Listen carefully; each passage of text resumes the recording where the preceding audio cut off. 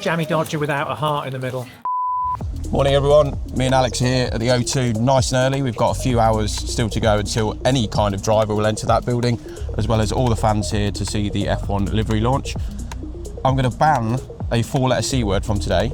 No one is allowed to mention the temperature. You can probably tell that it's a bit nippy maybe, but yeah, we're here, we're ready to go. It's going to be a good day, isn't it, Alex? I hope so. Sauber up first. We'll be bringing you all the words that all the drivers say, and hopefully a bit of reaction from the people here at the O2, and also what we think of the liveries on the show. So join us throughout the day. We'll be here. We've got our other colleagues here as well, and we'll try and bring you as close to the action as we can.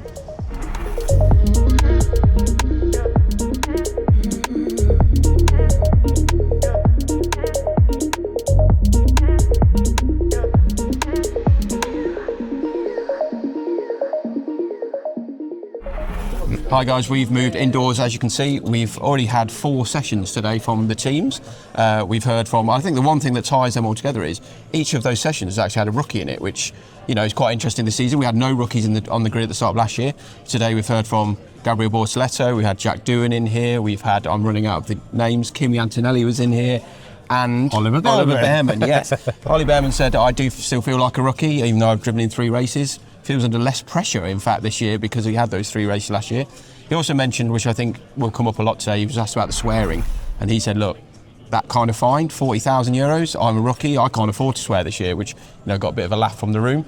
But Alex, I think in terms of the rookies, let's go back to that. I think the most interesting we heard from really was Jack Doohan today, wasn't it? Yeah, by far. Jack Doohan effectively addressing, I have to say, quite well, the rumours around Franco Colapinto and the Argentine ex-Williams temporary driver from last year joining on that sort of weird situation and being announced as a multi-year deal, but as a reserve driver, yet clearly with the intention that he wants to get a race seat at Alpine, and clearly he must feel that that's a realistic possibility. Then there's the rumours over the winter, the suggestion that perhaps Doohan's contract is only for a few races in 2025, and it all came out in the press conference really, and I thought Doohan addressed it pretty well, pretty comprehensively, and with a good amount of bite, I would say. I mean, these sort of things are never nice for anyone in a weird way. It's almost not nice to ask the question, only because it's an unfair situation that he's in. He hasn't had the chance to really show him what he can do beyond that one race in Abu Dhabi where he said, "Oh, my thumbs were a bit sore," in terms of when he was holding the wheel. But yeah, he basically bit back. The question was put to him: do you feel undermined by Colapinto being there as specifically a 21-year-old with a long-term deal? And Doohan said, well, that was me last year. He specifically said I was a 21-year-old with a long-term contract. And I just thought that showed, a good awareness of the situation, a good answer to everything else. Alpine shut down any subsequent questions on that topic. But again, I think this shows a bit of the team putting its arm around him, closing ranks for the minute. He's got a very strong relationship with Pierre Gasly. I saw that firsthand at the Autosport Awards. I was lucky enough to be on their table, or were they on my table? I don't know. But anyway, they seem to be getting on very, very well, and that could be really good for Jack Doohan. So that's the rookies. So they've got a couple more to come: Liam Lawson, Isaac Hadjar. Which you say we've already had Antonelli, and then it'll be the real big hitters, world champion or two. Will be. I mean, George Russell has also been in obviously as well just before. But I think one thing we need to point out is no Ferrari today. Ferrari have forgone the option of putting up Lewis Hamilton, Charles Leclerc, or Fred Vasseur. No Ferrari until this evening when it's wheeled out onto that stage. But for the rest of the day, we'll join you later to go through what everything else has been said, but also just to point you in the direction of Autosport social media, where we have a bingo card for this evening. So join along, play with us. And if you're watching it later on YouTube, play along anyway. See how many of our entries got right or wrong anyway.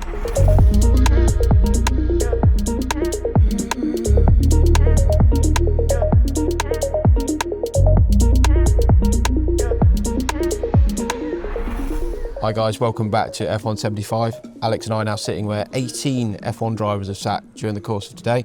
As we mentioned earlier, no show from Ferrari, but we had some more sessions since we spoke to you just over there early on actually. We've heard from the likes of McLaren, Red Bull, those front-running contenders, but I think Alex is going to give you a quick explainer because the biggest news, I guess, of the day so far in Formula One has come away from the O2, hasn't it, Alex? Certainly has, and I can just reveal Lance Stroll sat here earlier, and the writing above that is that of James Fowles, who was grading Sky Sports commentator David Croft on his Did he write his own name, or is that someone else writing? I think that was someone indicating where Lance should be sitting. You've got Andy Cowell, who's also here for Aston Martin. Fernando Alonso here as well. But yes, It dropped, as it always does with Formula One, the sort of the most interesting news of the day coming away from this event. And this is basically, well, it actually was and it wasn't, because basically there was an F1 commission meeting here this morning. Obviously, everyone's in town, so it was a good time to do it. And the headline news is that there's going to be Monaco-specific rule changes in terms of the race format at that event for next year. And effectively what it boils down to, as explained in slightly greater depth from Christian Horner, is that if it's a dry race at Monaco, it'll be a 3 compound affair. So in effect, you guarantee a 2-stopper if all 3 of the compounds, hard, medium and soft, have to be run. If it is wet, it will be mandated that there will be 2 pit stops. So it's all about just trying to spice up a little bit more of the action. And the catalyst for this, as I asked Christian Horner, was specifically the 2024 race and how the early red flag there, one of his drivers, Sergio Perez at the time, involved with the 2 Haas drivers. Big accident, big red flag, and effectively the drivers could change their tyres, and the situation in Monaco just meant that they could run to the flag. Total procession. We knew exactly who was going to win with Charles Leclerc at the front. The drivers were already poking holes in the whole thing. Fernando Alonso saying, well, it depends where you start, if this will make any difference. If you're on pole position, you're going to want 1 pit stop. If you're at the back of the grid, you're going to want 10 pit stops. But I think just the very fact that Formula One and the FIA are trying something with Monaco I personally think that's a really good step. I think it's what is it, the definition of insanity is doing the same thing all over again and expecting a different result, and that's what you were getting with Monaco. So the fact that they've tried something, I think fair play to them. I'm going to willfully disagree, mainly for the purposes of an interesting video. But you mentioned there about a red flag last year, and to me it is a bit of a red flag, this situation. Look, is it not just, are we not just synthetically and engineering racing? Is that what we want? Or do we want it to be on track? It's a difficult one, and I know those actual agreements have yet to be signed off and we're not sure what they're going to look like. I agree, something has to be done. You can't re-sign a circuit, so it's a strange one. We know now it signed a new contract to 2031, I believe, recently in Monaco. It's not going anywhere. It's got a new title sponsor. So yeah, it isn't going anywhere, but it is a slight worry that, I don't know, for me it's just a bit, does it take something away from the actual racing? The whole thing about the Monaco argument for a long time, and on Autosport included, was yes, but you still have to do the Saturday performance. And I think that's a fair argument, wasn't it, for a long time? Maybe it's a race one on a Saturday, but it's a Saturday that separates the wheat from the chaff in that regard. So for me it is, I don't know, yeah, a bit synthetic for me, but we'll see. I'm sure it will actually produce different results on the day.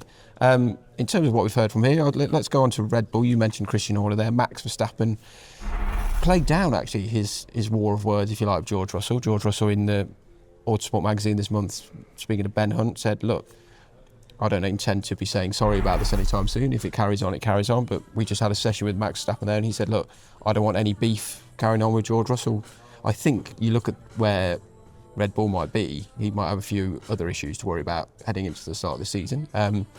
We shall see. But yeah, he was, I don't know, a bit pragmatic, I think, about how quickly he wants to turn attention to 2026 if he gets in that car next week and realises it's a bit of a dog. So that'll be quite an interesting take from Red Bull, who have been so dominant in recent years.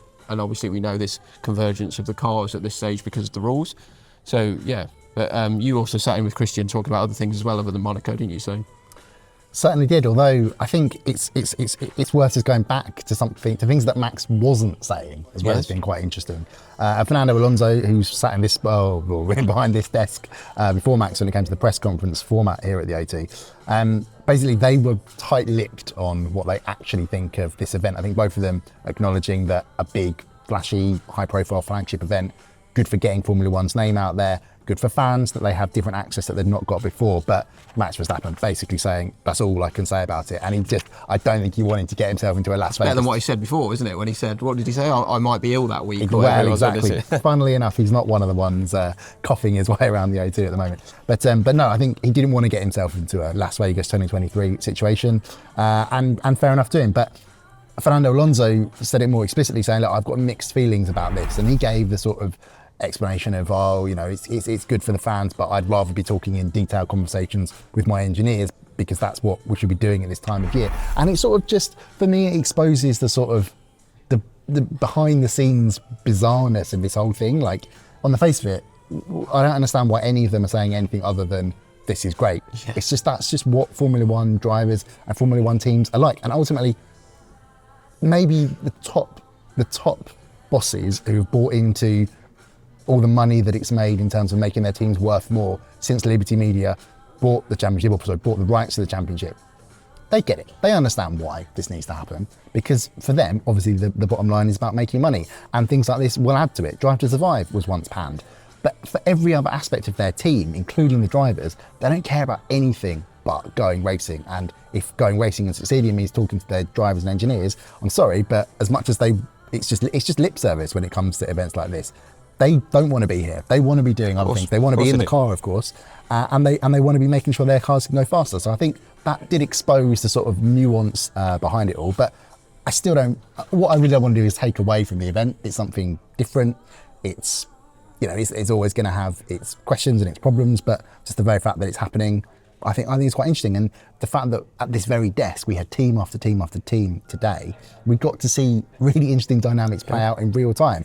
Lando Norris, when it came to the McLaren drivers doing their press conference, saying that he's predicting that because of the rules being so stable, because of things being so close last year, the teams outside the top four, he says, can win too in 2025. All the other teams saying, well, McLaren are the favourites. They are clearly the favourites.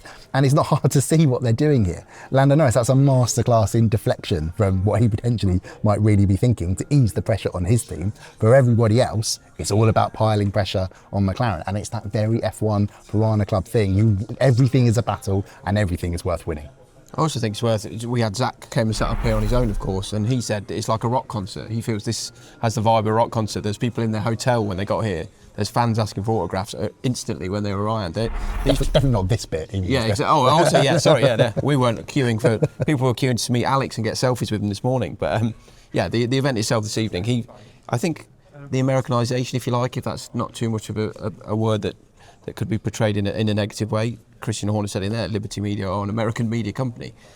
I also put it to him, maybe this is a one-off. He said, look, if this makes F1 a lot of money and a lot of social media traction, we might all be back here next year. We might be somewhere else in the world next year. I predict that's entirely what will happen. I do not think this is a one-off. So remember the video for F176 next year. But it's an interesting event. I mean, Alex Albon, we had Williams earlier. He put himself in a bit of hot water when he didn't even realise who Take That were, who are obviously the headline act for F1 tonight. So that'll be quite interesting. But I think you're right. It's an event that few of them actually wanted, but the sport clearly said we're doing this. I mean, it's worth noting as well that the teams in particular aren't particularly happy because they have the drivers for a number of contracted days away from a race weekend.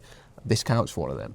So if you've got a day where you promised your big marquee sponsors a day with, Lando Norris or Oscar Piastri, actually, oh sorry, we had to roll them out of the O2 for a media day and then put them on stage in front of 20,000 people. We don't know what's going to happen on the stage shortly. We're looking forward to it, I think that's fair to say.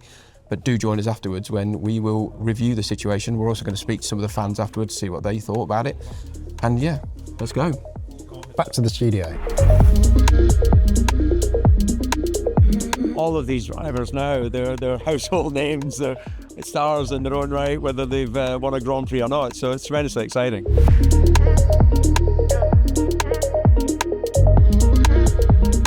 Feels like a rock concert. You show up early, there's fans everywhere, people waiting to get in.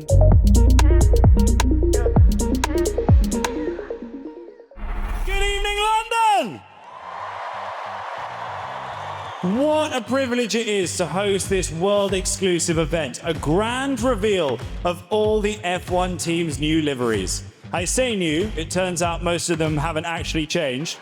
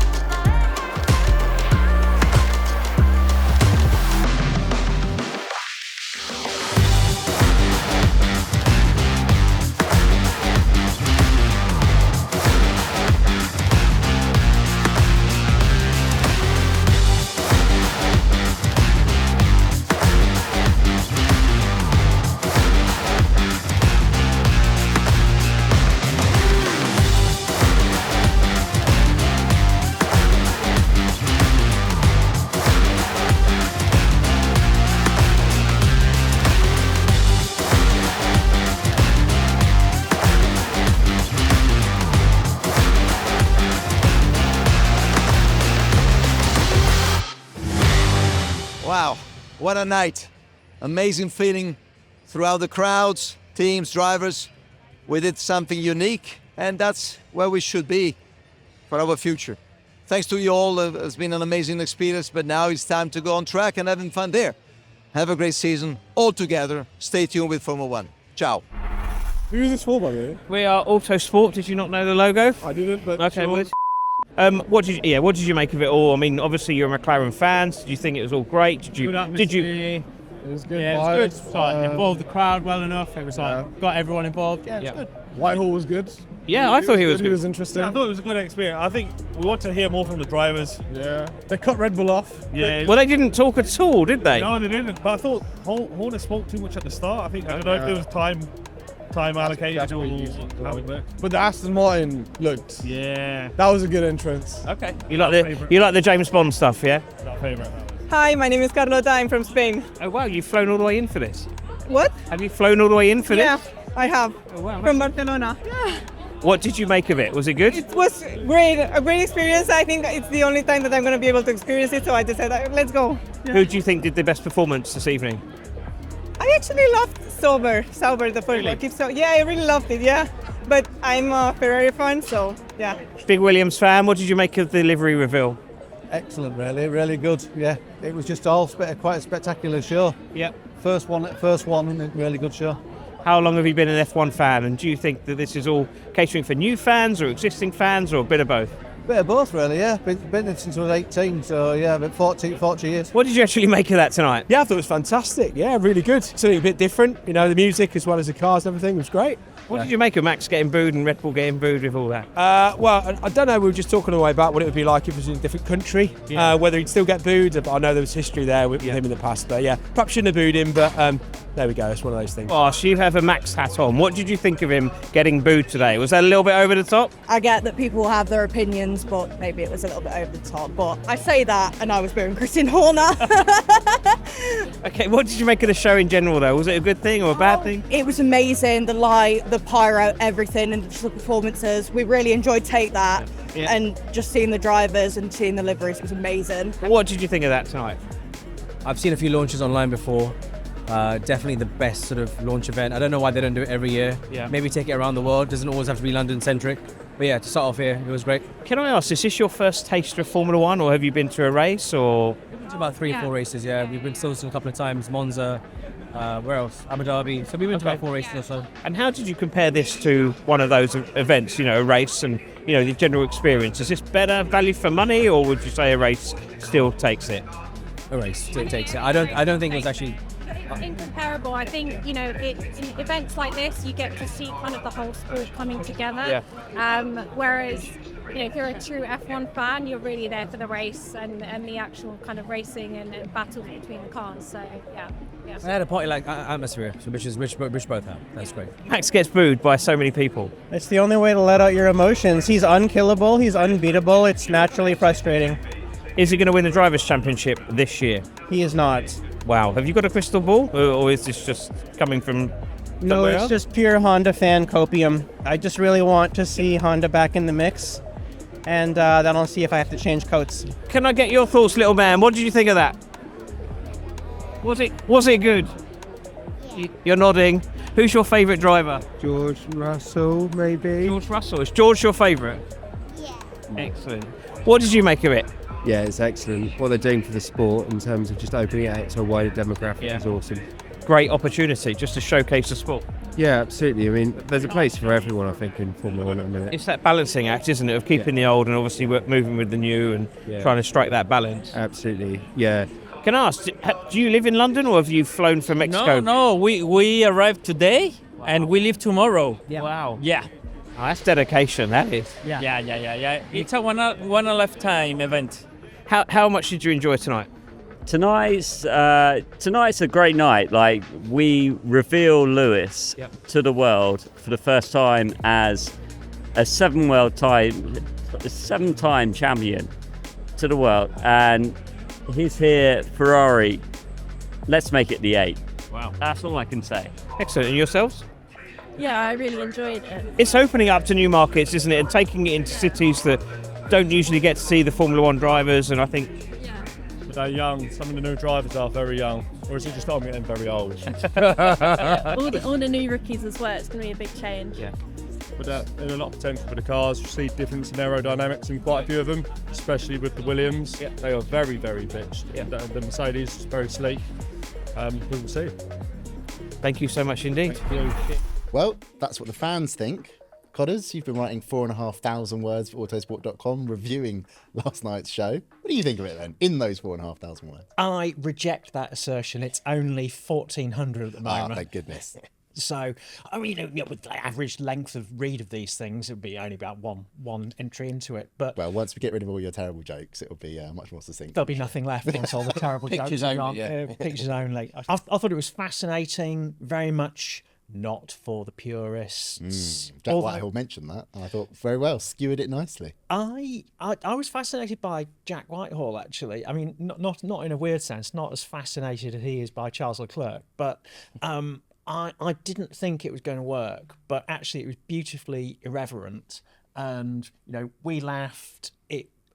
Formula One's so po-faced and smug at times and very self-referential, and to have someone puncturing that pomposity, there were lots of extended riffs on the RB or whatever they're called this week, having more changes of name than I've had changes of socks in the past fortnight. One of their two team managers that appeared on stage with them spent the whole press conference earlier on in the day saying how it's called Racing Bulls. Then they did a whole video going on about VCARB. It's like they themselves can't make up their mind. Exactly. If I were to level of criticism of that team, did we really need Peter Bayer on there as well? Probably not. No. But on the subject of the skewering of F1, I thought that was done incredibly well by Jack Whitehall, and I had massive reservations because do we know if these celebrity hosts, etc., are really genuine fans of motorsport, know a lot about it, whether he wrote the script himself or not, or he's just got an excellent script writer. Full credit to whoever came up with those. I thought it landed perfectly. But MMB, is this potentially a problem? Because we know very well, and you coming into Autosport from a football background, that Formula One teams in particular are ridiculously sensitive about everything. And considering we already know there was quite a lot of resistance to this very event's existence, is that sort of thing that went on last night going to be potentially a problem going forwards? I think it'll be okay. I mean, it towed a line, didn't it? It wasn't quite Ricky Gervais roasting people at the Golden Globes, was it? I think it was all done in good faith, and I think the drivers took it quite well. The teams took it quite well. There was nothing personal about it, was there? I think you're right. I think the tone of it set the night up perfectly. The way he came out, did like an opening monologue almost, didn't he? Of having a bit of a joke at Lewis and Charles, and we kind of went around the room and did those jokes, and there was some low-hanging fruit you could say that he avoided, which is probably a good thing because, like you say, you don't want to annoy these people. If they suddenly get told they're doing it again next year, then would they kick back on something like that? But I think, like I said, I think that really did set the tone for what was a fun evening, really, wasn't it? Me and Codders were sat together and we actually laughed along, sang along to a bit of Take That at the end together. But yeah, we had a good night, didn't we? Although the chap to our right bogged off after 2 or 3 acts, as if he had a premonition of the awfulness of the Alpine set. For me, probably the highlight, a slightly awkward moment of the initial monologue, was that there was a joke about Jerry Horner and her +1, which was obviously supposed to land on Christian Horner, and then the camera cut to them and they weren't actually sitting together. There was like Big Chief Sitting Bull, Oliver Mintzlaff sitting between them, kind of looking like the spare what's the wedding, and wondering what he was doing there. But I think there is an important point to discuss about people leaving early. We were obviously in a very privileged position as members of the media and got great views of the show, but we were in that sort of slightly elevated first level, which was below. I don't know if anyone, if you're watching along, can visualize the O2 Arena from past visits or from what you can find on Google Images. But there's corporate boxes all the way above that, and then above that is where sort of the majority of the seating for that F1 event was. For if there's a normal arena, if Jack Whitehall was selling out that space, there's going to be lots of seats on the floor of the arena as well. But basically, the lower levels were almost pretty much, it mirrored F1 itself. There was the sort of the paddock area where everybody, in terms of the teams, the drivers and the people that were going to be on stage, were the sort of paddock area. Can kind of understand that. It worked quite nicely. It was almost sort of Eurovision-esque in a way, of the way they were cutting back and forth to various people. But the people they seem that the other areas that weren't for paying fans seemed to be, and the majority of it, team guests, corporate hospitality, sponsors, things like that. And those were the first people heading to the exit. Maybe I'd rather doubt they were packing out North Greenwich Tube Station. But yeah, I just thought that spoke a little bit about how, I mean, was I silly to expect anything less? This is Formula One, let's not forget. It's an extremely, rich industry. It's all about wealthy people racing cars. But I just thought it was a bit rubbish to see a lot of people leaving from very expensive seats, or potentially very expensive seats, very good seats, before the end of the show. I think you look at the event as a whole, though. I know it was a car livery launch, and we've watched it back since we were there, obviously. And you do see the cars, but in the arena, you didn't get those close-ups of the car. So in terms of what was a livery launch, you didn't really see that aspect of it. So I think if you look at it from that perspective, it is almost like a purely sponsors event in a way, isn't it? Like most of those cars aren't going to be on track ever, really, again, are they? Some of them are old. I think the Red Bull was from 2019 or whatever it was, wasn't it? Like some of them didn't have engines in them. So it was almost going, a livery, we know these days, is the names of the sponsors and the partners you've got on your car. So you're going to invite those people along, and maybe if you're a partner of Alpine, and maybe once you've seen your company on the side of it, you go, right, let's head off and beat the traffic. I don't like Gary Barlow. Let's go home. But I get your point. And it was strange because en masse almost, if you like, the fans that were there, we noticed around us, once Ferrari and Lewis had been on, even though you still had Lando Norris and McLaren, lots of people got up and left as soon as they'd seen Lewis in the red of Ferrari and he'd spoken for 15 seconds. That was all they needed, and they were happy to go home. It's all very well, but if you're going to then pitch it as this is an event purely for the fans, that just stuck in the craw a little bit. Although, as we've just seen from the people you guys spoke to at the tube station, the vast majority seemed very, very, very pleased with what they got. Don't know what the reaction was like online, though, Connors, for people watching along at home. Yeah, the reaction seems to have been quite polarised. People in the room loved it. And it was a very well done show. I don't think it missed its mark in terms of the production, other than a few little microphone crackles. There was one bit where they cut to the wrong camera, but other than that, it just seemed to be heading off without a hitch. Yeah, for me, I think the major misstep was they didn't beam the Racing Bulls presentation onto the screen. Sorry, VCAL, whatever it's called today. Minardi. They didn't beam it onto the screens until about sort of 10 seconds after the video had started, and then it was the reception to it was quite weird. Like I'm quite a fan of Munya Chihuahua. He's very funny.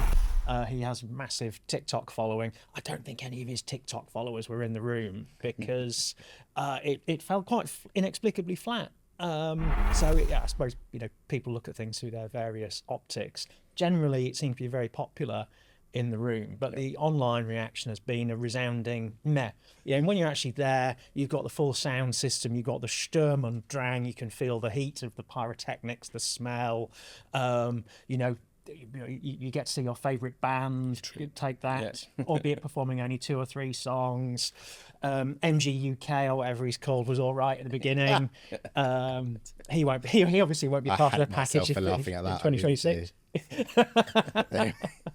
I suppose if I were to venture a criticism, it would be that most of the packages they followed a template, and I think Mercedes exemplified that in it was just a sizzle reel that didn't particularly sizzle. It just stank of not really being bothered to do it properly.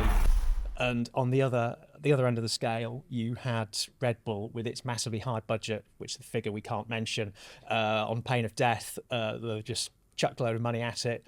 The Aston Martin presentation, where it was as if they had an ideas meeting and then decided not to get rid of any of the ideas. Okay, we'll make everything. Fine, just do it. Squeeze it in. And then in between, you had just these things that were a highlights reel and then some insipid chat with the drivers, which kind of fell a bit flat. And there were times, I think it was during the Ferrari VT that you nudged me and said this has gone on too long. And it felt like that. It had, yeah. And I think a lot of the public opinion with the guys we spoke to last night was they were saying Sauber was great. And look, Sauber was good. They had the drummers for some reason, but that was the first time something like this had ever been done. And normally, because they were the worst team last year, they were the first team to come out and do it. So that was the newness of it all. I think everyone was still really excited about the evening. It's the same, isn't it? You get 2 hours in to anything really, a film that might be mumbling along a little bit, and you just think, actually, you know what? I might switch this off and do something else. And it did feel towards the end, it should have been the crescendo of the bigger teams. And I think the only reason that it still survived, if you like, was because of Lewis and the Ferrari tie-in. If he'd still been at Mercedes and we'd had Carlos and Leclerc going up for Ferrari, I think it would have died a bit of a death towards the end. But that's just because, again, it was a bit of a cookie cutter approach. But what can you do in 7 minutes? And you've got to show the car, you've got to show your drivers, which is why we like the RB car nonsense a lot more than a lot of other people we spoke to, because I think they tried to do something different with it. And for me, that worked, especially for a team that tries to reach a younger demographic and tries to be the cool team, like the cool kids on the block, if you like, which isn't a cool phrase at all. Fellow young people. Exactly that. But I think it just fell a bit flat towards the end because it was quite samey, wasn't it? There was certainly a peak when Lewis Hamilton appeared for Ferrari. That definitely got the biggest cheer of the night whenever he was introduced or he was speaking. And then McLaren following that, it just seemed to go a little bit dipping down the other way. I thought with the McLaren presentation with the Constructors' Trophy at the very end, that was a great flex. I really think that team... Here's what you could have won. Exuding confidence, absolutely. And in fact, as we discussed yesterday, they are trying to deflect pressure while all the other teams are like, right, here we go, we can heap the pressure on them by talking them up as favourites. In terms of what the fans made their feelings clear about, it was fairly clear what they thought of Christian Horner and to a lesser extent Max Verstappen, but there was still considerable booing for both men.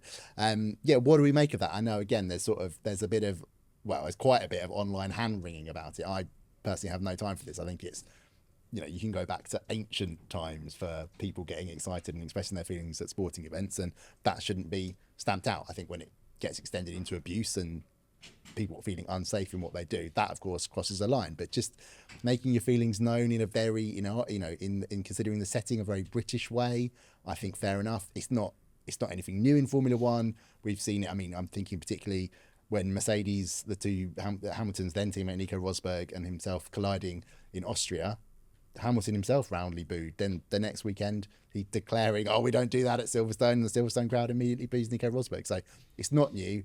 I think something that should be discouraged. But MMB, what is the sort of thinking about taking this around the world? Because one of the suggestions is, would that happen in other cities? I think it probably would, and I don't think that's a bad thing. No, not at all. And you hit the nail on the head, really. It's not abuse, is it? Just booing someone. And someone, I'll talk about Christian Horner, obviously got on stage on his own. He's smarter than any of us three, isn't he? He would have known he's going to get on stage. He wasn't going to get cheered out of the building, was he? He was going to have him above their shoulders, chucking him around because he's some kind of hero. He knows he's portrayed as this like Disney-esque bad guy, if you like, on Drive to Survive and things like that. Something he revels in and embraces. Of course. And I think it might be different when you've got 20,000 people booing you. That's going to hurt anyone's ego. But he rolled with the punches, delivered what he had to deliver. Yeah. And like you say, now he's probably woken up this morning, had a bit of a chuckle about it, and looked on his texts and got a bit of stick from his mates and stuff. So it's all harmless, I think, isn't it? The Max stuff was interesting as well. He just gave a little grin, didn't he, when there was a mixed reception. If it goes around the world, will there be booing? Probably, but it all depends, doesn't it? It depends who's in the room, and like you said, who's invited as well. That is important. I dare say there weren't any sponsors booing Christian Horner last night. Well, there might have been, but I'd imagine if you're behaving yourself. But it will be interesting whether it goes around the world, whether they do it again at all. What is the latest thinking on that? Well, we know some of the teams are unhappy that they had to foot the bill. Connor's mentioned earlier that some of the pricing, what they've had to pay to produce what they did. F1 paid for some of it, obviously the logistics and everything like that. But also you've got to include in that, as we mentioned yesterday, the teams are losing a day of access to their drivers for sponsorship reasons, things like that. They're only contracted to appear outside of a race weekend for a certain number of occasions. That was one of them yesterday. Car launches themselves, some of the teams were saying it cost them more yesterday to be involved in that than if they'd done their own launch. And the one other thing I think is worth mentioning about next year in particular, there's going to be even more interest than normal on those car launches because of the new regulations. Mm-hmm. So the sponsors and partners that, yes, last night they're shown off to the world, but also 2 minutes later their rival internet browser or the rival drinks manufacturer are stuck on the next car. So for them, it's actually next year we want to manage it in-house, show off this new Alpine, Red Bull, whatever. It's going to have our livery on it. It's going to look how we want it to look. And I know for a fact that some teams are already planning their own for next year. We've seen some, even this year, some people have, we saw you guys were at Williams, McLaren did their own thing. We know why Williams did it. It was a sponsorship thing, and that is part and parcel of it. If you're getting paid by your partners, you've got to deliver the best for that partner. And I think last night there were pros and cons for those sponsors for sure. And I think I want to make a prediction here. I think this is here to stay. The tricky bit will be the fact that it's not in the regulations. We know when it comes to any sort of media thing, as this will fall under, the teams won't do it unless it's enforced by regulation or by contract. So that'll be the sticking point. But I think Formula One, FOM will have seen what a success that was from their point of view and will want to bring it back. And sooner or later, because everything I criticised it for earlier in terms of the being a sponsor event, I think it'll be sold to the highest bidder, and then it really won't be for the fans. It will be for the sponsors. Whether we get the similar sort of atmosphere, I don't know. I mean, that's their prerogative. That's fair enough. And they'd have to pay the teams as well, because you think if this was London, where most of the teams are only a few miles away. Ferrari weren't particularly happy about it being in London for obvious reasons, and they had to come over. There are others as well. Didn't even bother with the press conferences, did they? It was a little bit of a silent saying no, wasn't it? Of course, yeah, it did feel like that. But if, for example, we know Liberty Media, massive American company, the Americanization, if you like, Formula One, why wouldn't it be in America next time? But where do you stage it? Who attends it? Yeah, who pays for it? And who pays for it? Which is always the key thing. You know, if 10 people went to a restaurant and had a meal and try to split the bill at the end, there's always someone who says, well, you know, I only had one glass of wine, I didn't have a starter, that sort of thing. And lo, the arguments begin. And when there's the millions of pounds or dollars or whatever at stake in terms of putting on a launch like this, maybe commercially it wiped its face in terms of ticket sales. I'm not convinced it did, but that's always going to be a cause of argument. Well, I do wonder if the Ferrari and RB/VCarb/whatever team were just heading a few miles downriver, or it's not even landing that far, to London City Airport to head on to some private jets to fly back to Italy, because they're in action already today with their 2025 cars. Codders, what have you made so far of the new Ferrari? Does it look like it's going to be doing what the team hopes and challenging for the championship? Well, it was interesting that Christian Horner said that Boo. Boo, this is the worst thing I've ever seen. Christian Horner did British say bias. that he expected that Lewis Hamilton could be a championship contender this year. Maybe he was doing that just to add a little bit of noise to the mix. But if they have made the car more drivable, made it sort of less peaky in race conditions, there's nothing to say that they won't perform well this year. When you look at the extent to which they silk personificated it towards the end of last year, and made it much more drivable, to the extent that qualifying on pole wasn't necessarily oh God, do I have to race this car tomorrow and go backwards. I think that was a victory in itself for them. So if they can parlay that form into the beginning of this year, I think they're off to a strong start. Good. Well, thanks for joining us. We'll be back next week with all the action in pre-season testing.